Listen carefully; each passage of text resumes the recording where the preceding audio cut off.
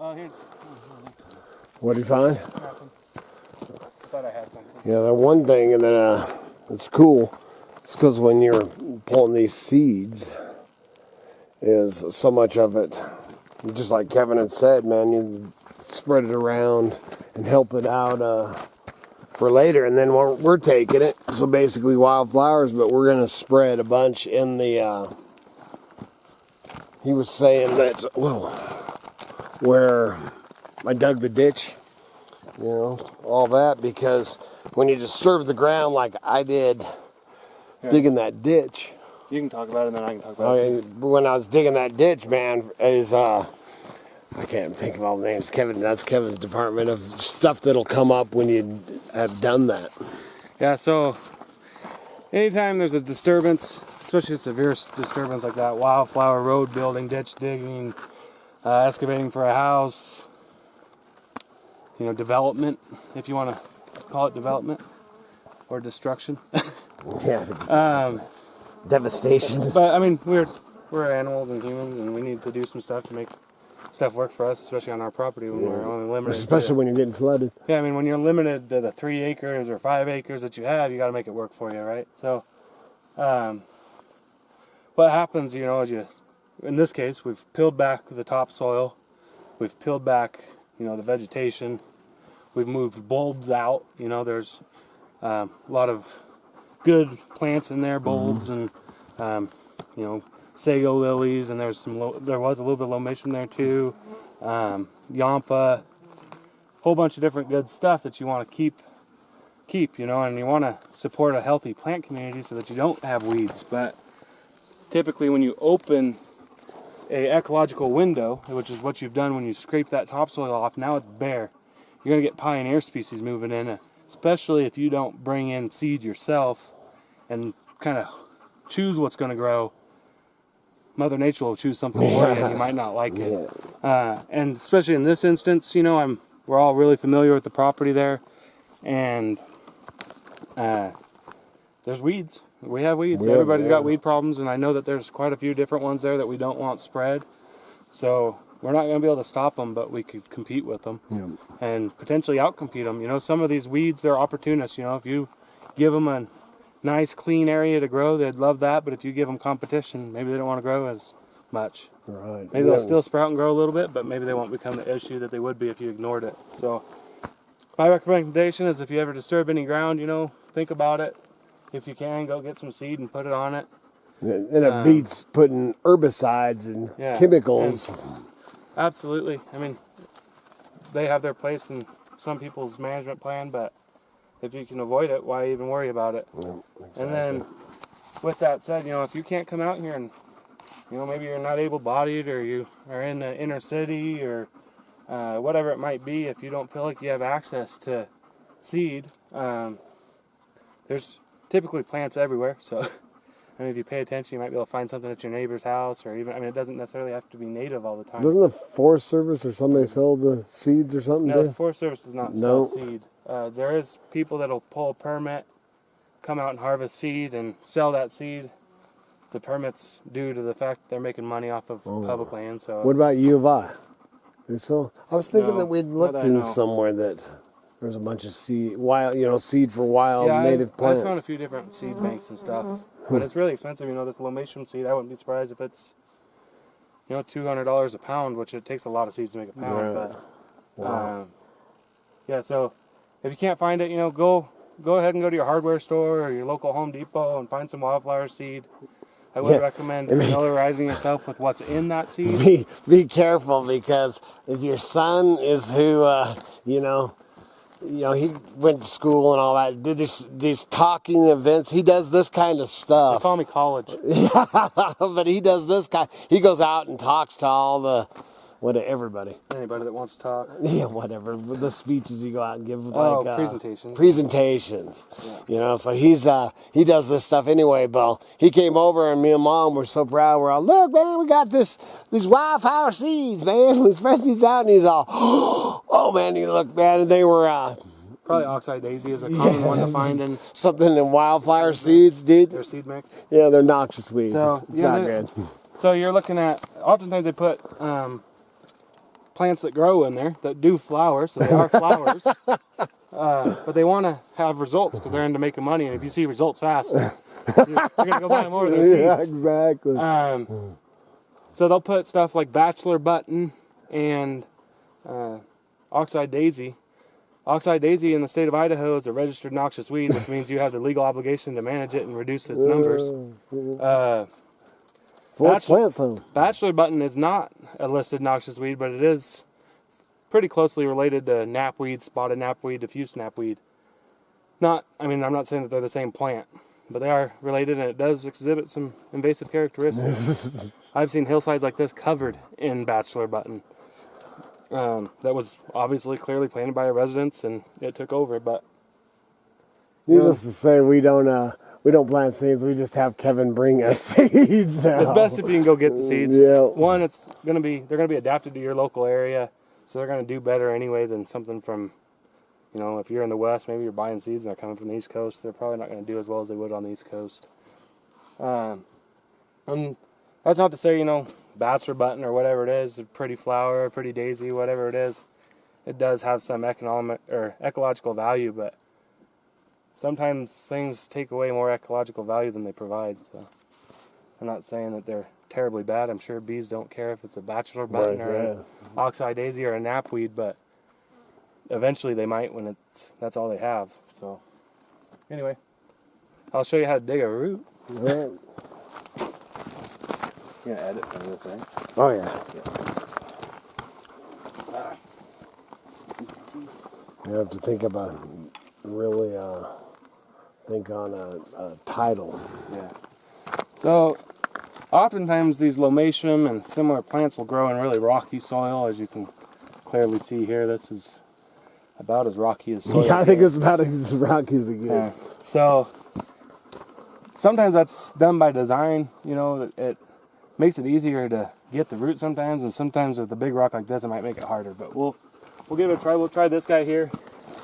Looks like he's doing all right. See, I just start by kind of clearing some rock, see what I'm dealing with, so I don't cut it in half when I'm just go in blind. You got to take as much as you got to take to get it out, but you don't need to take more than you have to. And some of these plants really do thrive on disturbance, and we're going to plant seeds right back in this hole, so anything that we remove, we're hopefully putting back into the environment here. There's something. That looks like an unsprouted onion. Oh, yeah, brother. Little tiny guy. Yep. We'll put him back up here. Maybe he's going to come back, maybe he's gone. Rodents or squirrels, they eat these things too, and they'll hide their bulbs in stashes sometimes. Sometimes you come across those. This one's right in the crevice of this rock. Might have to work for it.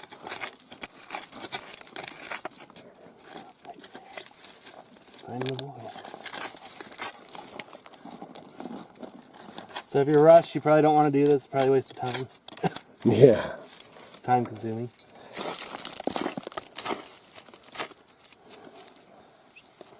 But a lot of people will refer to these as desert parsley, but the other common name that you'll hear is biscuit root.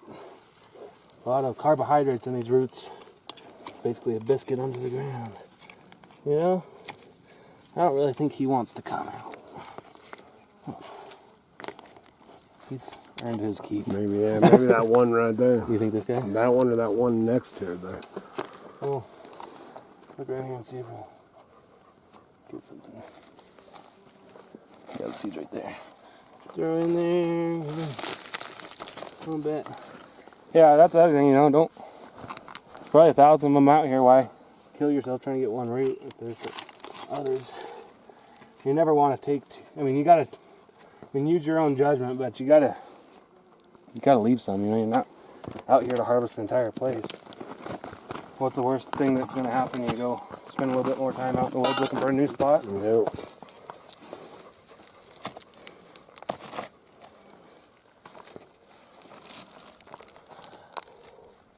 This is not a good site. Those are gnarly ass rocks. growing out of the cracks.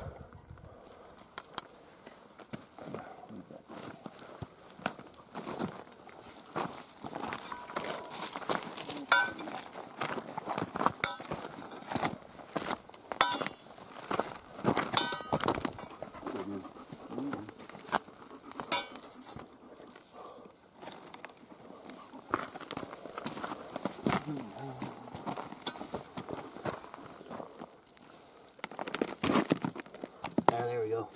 Yeah, I just moved this rock and you can see, I mean, I've gained pretty much that whole space there from having to excavate that out. So sometimes you can walk around and find something like that, especially if you're only doing it to find a few or whatever. So yeah, you can see. It's hard to get to. It's not on the spot.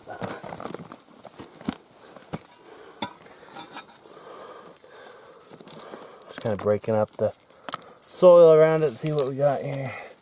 Yeah, this is a good one. You know, you see the root being exposed. So like I said, there's a bunch of different kinds of these. Do your own research. Carrot family can be dangerous. I mean, there's one of the most deadly plants in North America is in the carrot family. So watch yourself. What's it called? Hemlock, water hemlock, and then another one. Yeah, we always got to watch Miss Kitty because she wants to taste everything. Sometimes I'll give it a little wiggle, see if, you know. It looks pretty solid. Not much different than digging a weed up, but other than it's in the rocks. It's in the rock. I might cut my losses with this one and just take what I can get, but.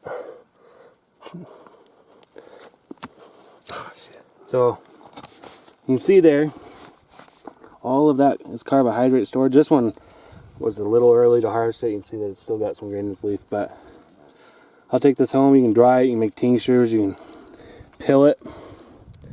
You know, and I always take the rind off it. I mean, typically it's not really going to hurt you. It just probably won't taste good, but yeah, peel it back. You know, look at all that white goodness. You can eat it like this too. A little fibers, but typical American's diet's lacking fiber, so that's not going to hurt you. No, but then if you're starving to death. If you're starving to death, you got to do what you got to do. Yeah, that's right. Exactly. If you're starving to death, I'd recommend boiling it. Humans invented cooking because it gets more nutrients out of the food. So anyway, that's how you dig one. Typically, I try to get the whole thing, but I don't think that guy's coming out there without an excavator. No, and if you're actually doing this to harvest, which we're trying to get back before it gets to be 100 and something degrees. Yeah, just trying to share some information with you. But if you were actually harvesting to eat or to get some for seasoning or seeds. I will take this home. Yeah, oh yeah. Or, you know, and we're actually going to get some seeds. But if we were doing all that, we would do this. I mean, this whole hillside, as you can see, man, is just nothing. Onions and biscuit root and... There's some sago lily or calicortus up there, also known as Mariposa lily. That has a great bulb. Not worth digging here. It grows in much better soils to dig, so leave that guy. But that's it, man. This is going to be your most productive ecosystem in our particular area for food. But of course, on a day when it's 100-something degrees, is probably not the day that you want to be. Huh? The view. I know the view's great, but. Look how hazy it is, smoky. Yeah, coming up. Well, that smoke from the Canada fires, I think. Oh, we got a fire on the other side of the mountain, too. Oh, we do? I know it was, where? My salmon? No, Jug. Oh, really? Right outside of Long Valley. Oh, great, dude. I didn't hear about that. Muskrat, they got a fire just over the hill from them, but it's that time of year, man. Here we go. Like in this instance, I mean, like I said, the leaf has great flavor too. Probably gonna offer this one to my mom, see if she wants to dry it and keep it for anything. But first thing Kitty says is, "Can I eat it?" She'll eat anything. I swear she's how we figured out if it's edible or not. That's exactly. We just watch her, see if her eyes turn back in her head and all that. All right, man. So we're gonna head back down. So I hope you got a little bit from that. Kevin getting to share that stuff, man. He's just full of knowledge, man. Full of knowledge. you have any questions, ask him. That's right. Put them in the comments. I keep trying to get him. He does the YouTube, then he doesn't do YouTube, then he does YouTube. Ain't nobody got time for that. Good Lord willing. Fix your eyes. We'll be back again tomorrow. I won't. See ya. He won't.